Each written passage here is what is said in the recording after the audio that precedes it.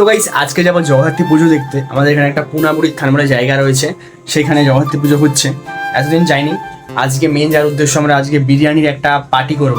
আসলে অনেক ধরে ইচ্ছা হচ্ছে বিরিয়ানি খাবো, তো সেই জন্য মেন উদ্দেশ্য আমাদের বিরিয়ানি খাওয়া।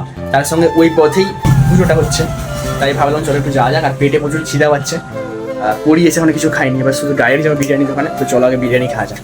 এরপরে আমরা চলে আসি দাসপুরে। আর তোমরা দেখতেই পাচ্ছ রাতের দাসপুরটা ঠিক কতটা সুন্দর লাগছে। আর আজকে আমরা বিরিয়ানি খাবো দাসপুরের যে কলকাতা বিরিয়ানি রয়েছে ওইখানেতে। সত্যি বলতে অনেকদিন পর বিরিয়ানি খাচ্ছি বলে আমার বিরিয়ানিটা এখন মাথায় ঘুরছে, তো সেই জন্য ঠিকমতো ভিডিওটাও করা হয়নি রাস্তার। তো ফাইনালি এখন বিরিয়ানি নিয়ে বসেই পড়েছি। আর মুখের হাসি দেখে বুঝতেই পারছো আমরা গিয়েছিলাম 3 জন, তো সেই জন্য 3 প্লেট বিরিয়ানি এখন নিয়ে নিয়েছি। তো চলো ভাই আগে খেয়ে নিই, তারপরে কথা হবে। যেহেতু রাস্তায় যাওয়ার পথে এই পুজো মণ্ডপটা পড়েছে, তো ভাবলাম চলো একবার তোমাদেরকেও দেখিয়ে নিয়ে আসি। তো গাইস আজকে আমরা চলে এসেছি জগদ্ধাত্রী পূজা মেলা দেখার জন্য পুনাবুড়ির থানে। তো এখন যাচ্ছি সেদিকে, আর প্রচুর অনুষ্ঠান ভালো হচ্ছে, প্রচুর ভিড় হয়েছে।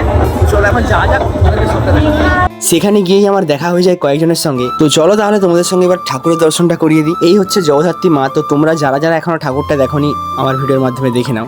সত্যি বলতে ওই দিনটা নাকি আরডি ড্যান্স একাডেমি এসেছিল। তো চলো তোমাদের সামনে কিছু অনুষ্ঠান তুলে ধরছি।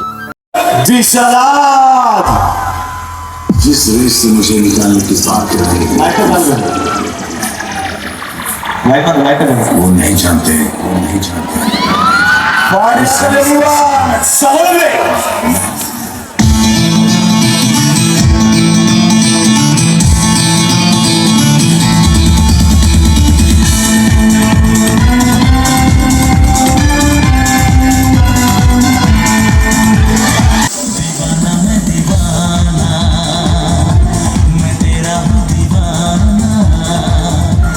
এখানেই কিন্তু শেষ নয়, পরের দিন এখানে এসেছিল অরূপ ডান্স একাডেমি। আর অরূপ ডান্স একাডেমির এখন কেমন ক্রেজ তোমরা সেটা সকলেই জানো।